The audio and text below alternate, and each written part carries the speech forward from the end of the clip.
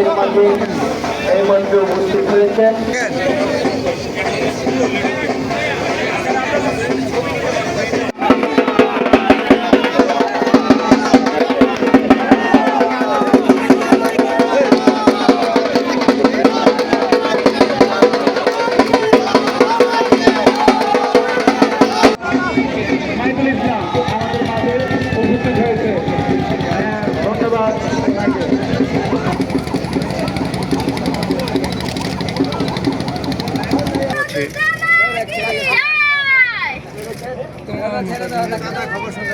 দেখি ভাই ভাই ভাই একটু দেখি